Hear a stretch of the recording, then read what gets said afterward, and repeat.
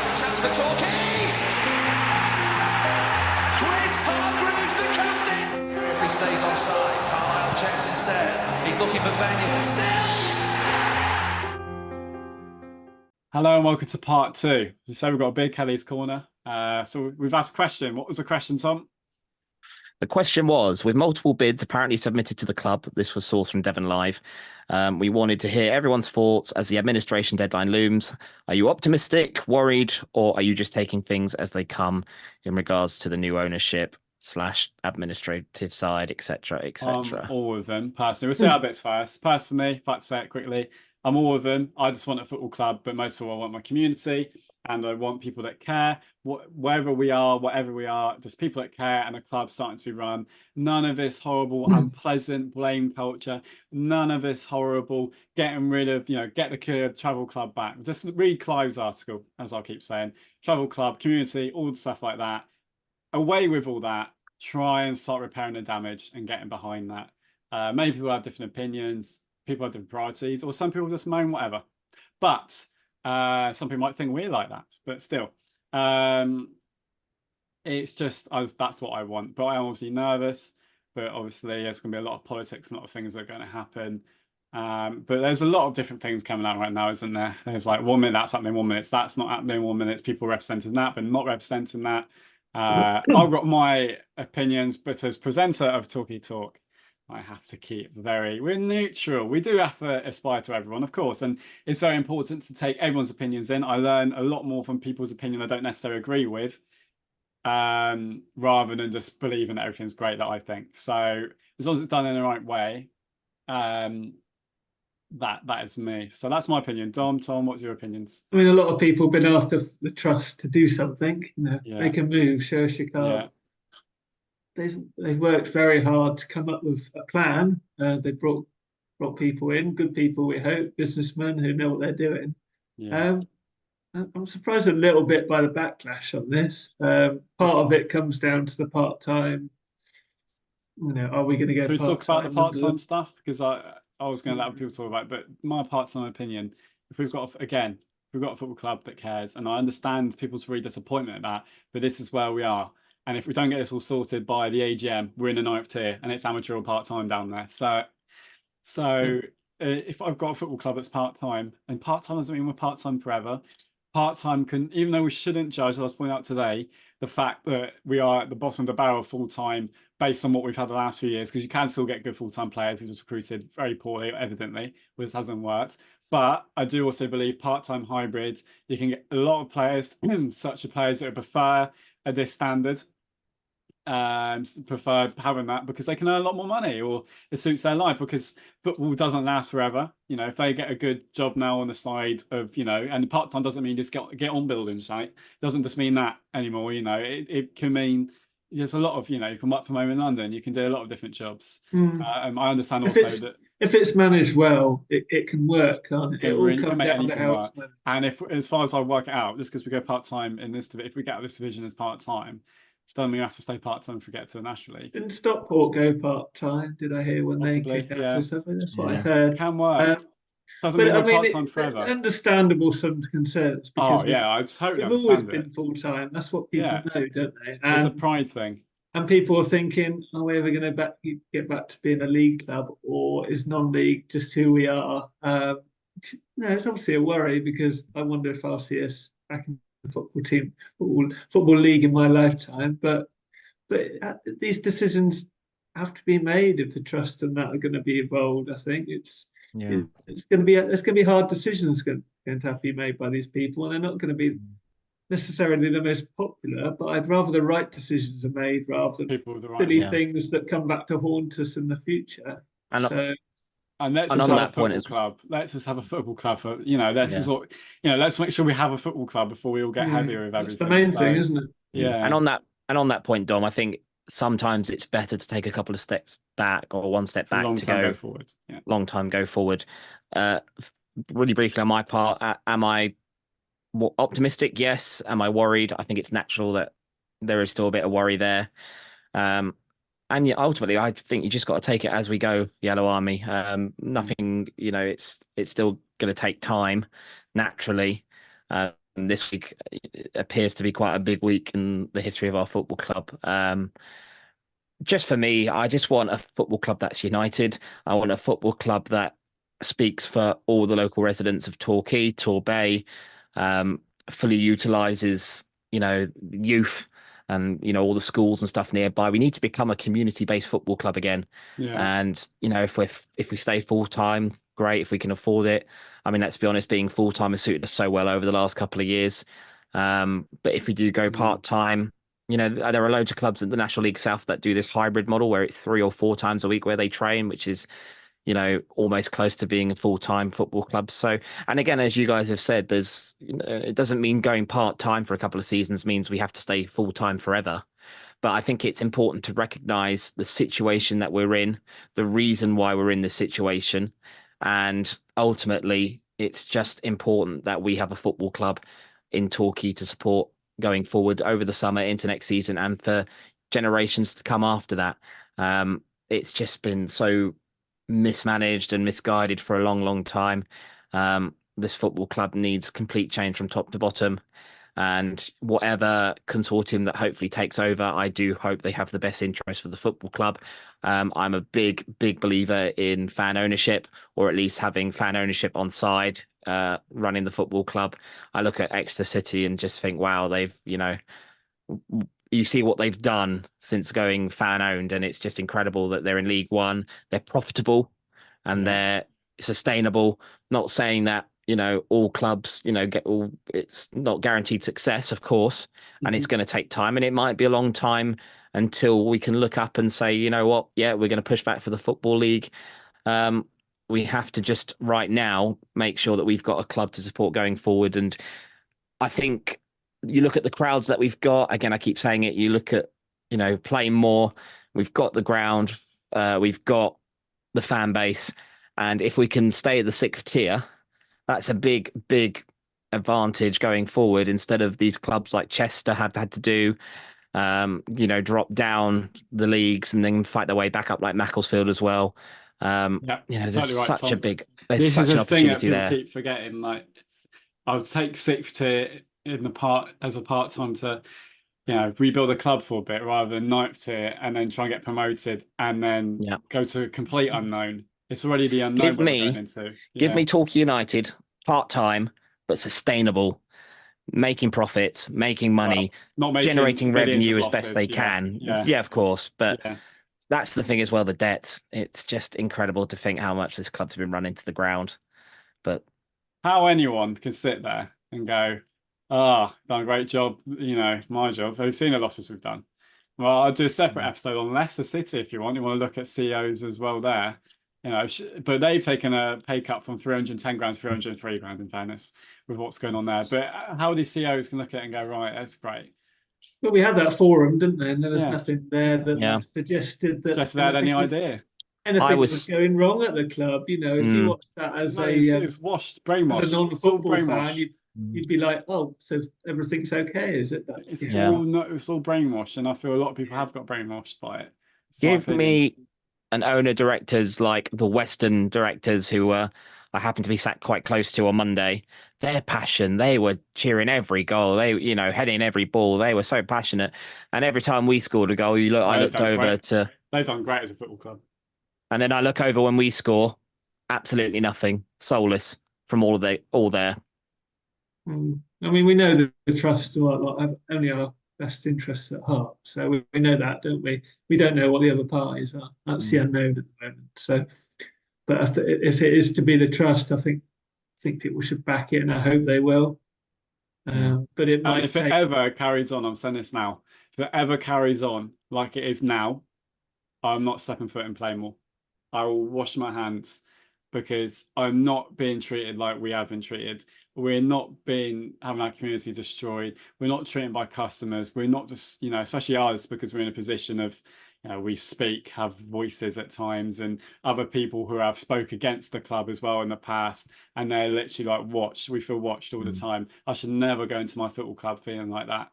And certain other people, as it's got proved on Saturday, should never do either. Yeah, Tom could probably speak about that. But yes, but Yeah. and loads of people that are responsible for that. Your mask is slipping. Your mask slips all the time. Your mask has been slipping for years. I'll put it like this as diplomatically as I can. If that's the way they're going to treat, guests of the football club, like The football I was club. on Monday, it's big problems, big problems. You But can see why it's gone. some people can't handle the criticism that we give, and you know what? That's lump it, because we're at Talky Talk. We call it like we do, and we're not going to be brainwashed by those inside the football club. Sorry, but owners that's can't see us as the most important people to please because we're Just putting the us, money yeah. into the club. Then they're not The owners. fans are the most important, not just us three. Yeah. The fans are the most important part. We're not customers. You Yeah, please no. them. You try your best to please them. Don't get insecure about it just because you've got battles. That's probably why you've been so unsuccessful. So yeah. Roger, if you're watching, I don't know if you do, but if you are, mate, thank you very much for the invite.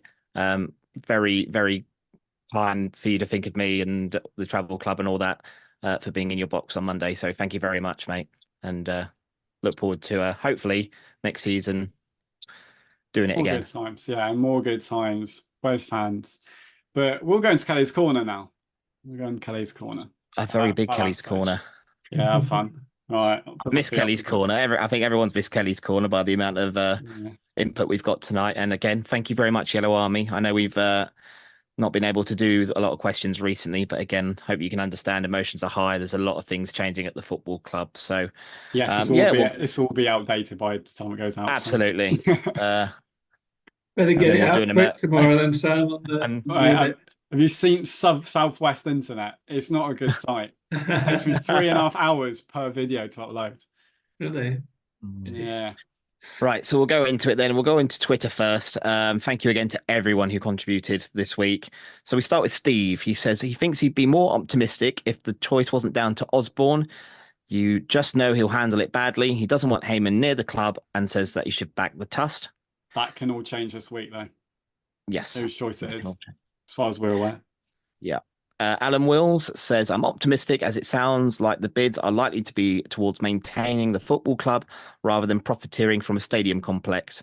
His preferred bid remains the Tust/Michael Westcott offer, but he hopes other bids include fan involvement in some way or another. Richard Heasham says, I'm trying to take it easy like the Cadbury's Caramel Bunny. As long as the Tust bid is accepted, I feel optimistic. But if the supposed bid by Heyman and Edwards happens, then it will all be doom and gloom. We need serious change. Jamie says, optimism regarding the Tust bid. The potential for fan ownership backed by wealthy Torquay fans is a fantastic opportunity. There will be some pain initially, but it's the best option for us to all having a club to support, as we've already tried it the other way. Rachel says, I heard it was Kelly's Cornered on Monday rather than Kelly's Corner. Well, yes. Very good, Rachel.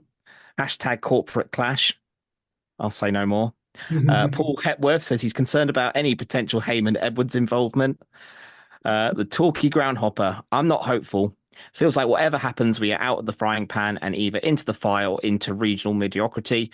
The dream of returning to the Football League again feels dead. I mean, you don't have to be truthful, do you, mate? But we all probably feel a bit like that, yeah. I think there's going to have to be lowering of expectations, whatever happens. It will probably get worse before things get better. Yeah, that's what they all say, and it keeps getting worse in life. But You've been saying that all season. People have been saying that to me for years. It's the Torquay United way, isn't it? It's just life. Oh, bless you. So Tib says, when Clark Osborne pulled the plug, I was scared. There wasn't going to be one viable bidder. I just hope that the bid that has the best chance of creating a stable, friendly and sustainable football club is successful, and that the unsuccessful bidders consider putting some money in anyway. Jason Stevens says, believe we should let things play out. It's hard as a fan, though. George says he's cautious about going part-time. If we go part-time, he doesn't see a way where we ever go full-time again. Personally, mate, I think, things can change. A lot of clubs have gone from part-time to full-time to hybrid, so I don't see that as a concern personally. It all depends on how it's all managed, isn't it? The success we can have it doesn't mean we're going to be stuck there forever being a part-time team, because part-time teams are in the National League, aren't they? So it's They're Yeah. not doing very well anymore. Like there's only 3, I think, is there? Oh, okay. I don't know if it's complete, but they're nil near the bottom. Okay. Because nationally they've got a bit more serious. But again, I mean, it's all about it's been a It successful. can be built again, can't it? It's can be about built being a again. well-built Yeah. football club. Look, Woking did really well. They moved full-time, had one good season, got it a window wrong, and then they were in trouble again. Boreham Wood as well. Football goes up and down quickly. You just got to be fast and with the times, which sort of you have not been for a lot of years. We've got to make the right decisions. We've got to get these decisions, big decisions, right. They've all been going wrong the last few years. So yeah. Sorry, interrupting Kelly's corner. Whoever is making them has to get things right. Yeah, and you will get things wrong, but be aware of it and learn quickly. Yeah. Pete Milford, I remain very concerned. Some of the rumours are bizarre, such as the return of fear, although I don't trust Osborne to do right by the club. We got Barnaby Nichols, who says that he's concerned that Clark Osborne will deal a parting blow by selling the club to Heyman and Edwards. This would be disastrous. However, if the Westcott Tust bid is successful, I feel very, very positive about the future.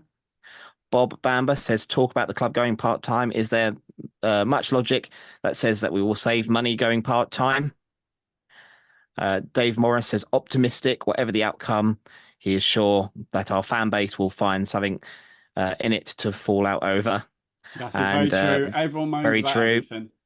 And DP finally says, this has to be the Tust Westcott offer, will pull everyone together emotionally and would surely attract more financial support. Firms would want to be part of a local success story. Yeah. And that is everyone. I think once something sorted, and if we know it's going to be the Trust and everybody can get behind it, I think people will. It's the uncertainty at the moment, isn't it? People don't know which way to look. And everybody's throwing things into the thing, but they don't really know about the other parties. So I think once it's all settled, and if we need to raise the funds for the Trust, I hope we can do it. Yeah. So sorry, Tom. Clubs have done it.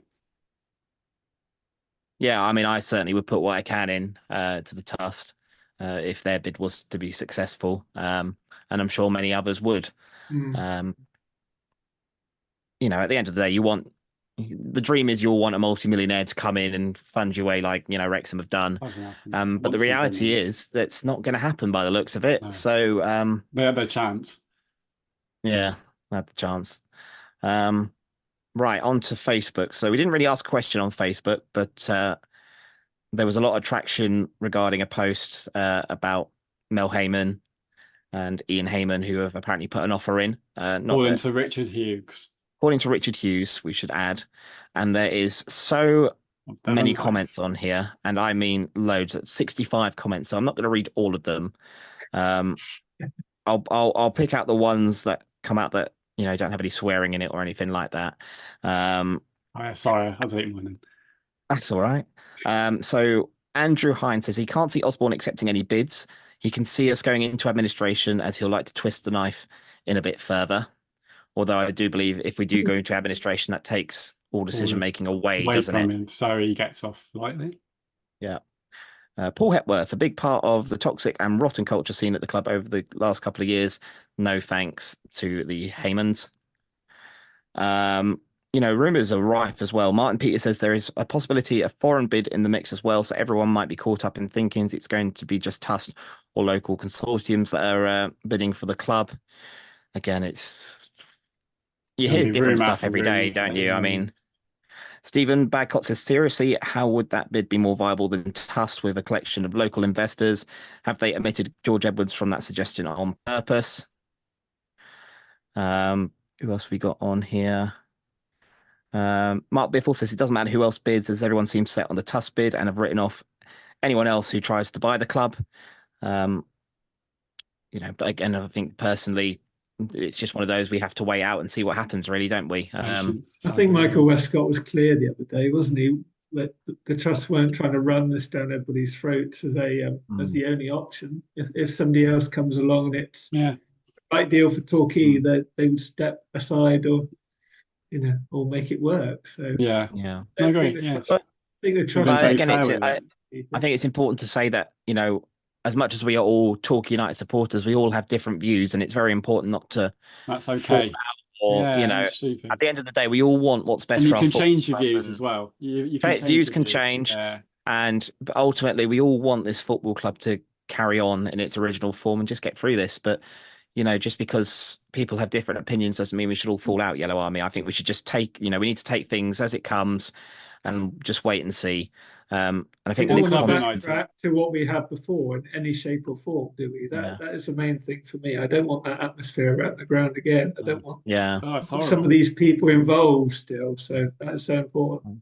And I think the last comment I'll read out of here from Nick Pontins, Thank you for who I everyone, know. by the way. Thank you for Yes, everyone. thank you to everyone again. Nick Pontins, who again, I see him a lot at away games. He always comes over and, you know, he's a big fan of Talky Talk. So thank you, Nick, for your support of the channel as well. He says, please remember when discussing with that, we all want the same for our club, which is success. Yeah. We have all had our own views on what will or will not work and are entitled to express these. Respect all views as they may be correct. Remember, one club united, us the fans will not be broken. Come on, you yellows. And I think that's a perfect way to end Kelly's corner this week. Fully agree with you, Nick. Yeah. Nick. Yeah. Let's just stay united, Yellow Army. Yeah, let's see what happens. All we got to do at the moment is just support the club and try and just get ourselves, you know, out of relegation danger. We've got 4 very tricky away games coming up, and we just need to get a couple of wins to get us out of trouble, and we'll go from there. We'll be much stronger position as a National League South club than we will be a Southern Premier club. Let's get a big gap. Interesting to know what Clark is thinking tonight, or if he's even bothered by the whole process. Is he actually getting any money out of the sale of Torquay United? I don't know.